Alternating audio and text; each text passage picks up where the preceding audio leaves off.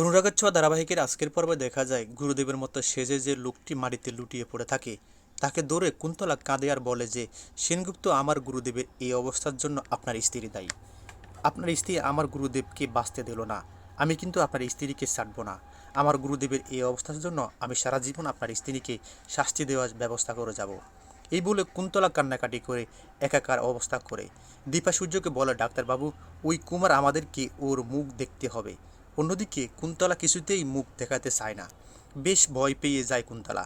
ভাবতে থাকে যে ধরা পড়ে যাবে না তো সে। ঠিক তখনই দীপা ছুটে আসে এবং দীপা ওই লোকটিকে ধরে টেনে হেসে সবার সামনে মুখ দেখায়। কিন্তু দীপা চমকে যায় দেখে, কারণ ওই লোকটি কুমার থাকে এরা, অন্য একজন থাকে। দীপা বলে, না ডাক্তারবাবু, এটা হতে পারে না।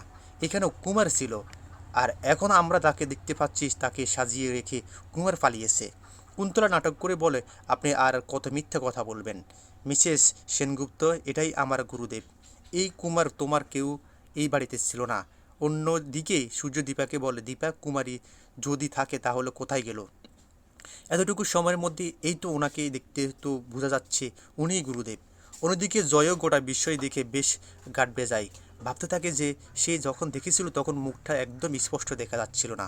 আর লোকটাও আর লোকটাও মুখটা রুমাল চেপে রেখেছিল। কিন্তু এখন যাকে দেখা যাচ্ছে সে তো মনে হচ্ছে ওই গুরুদেবী। এই রকমই তো পোশাক পরেছিল। কিন্তু দীপা চিৎকার করে বলতে থাকে, ডাক্তারবাবু, আমি যা বলছি সেটাই বিশ্বাস করুন।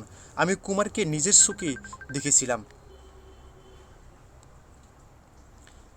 আমি কুমারকে নিজের চোখে দেখেছিলাম। বিশ্বাস করুন, আমি কুমারকে নিজের চোখে দেখেছিলাম। এই লোকটি কুমার নয়। কিন্তু দীপার কোনো কথা কেউ সেইভাবে বিশ্বাস করে না। বিশেষ করে কুন্তলা পুলিশের কাছে দীপাকে অ্যারেস্ট করায় দিতে তাই পুলিশ এসে দীপাকে অ্যারেস্ট করতে যায়। আর ঠিক তখনই রুদ্রমূর্তিতে সেখানে এসে হাজির হয় সোনা।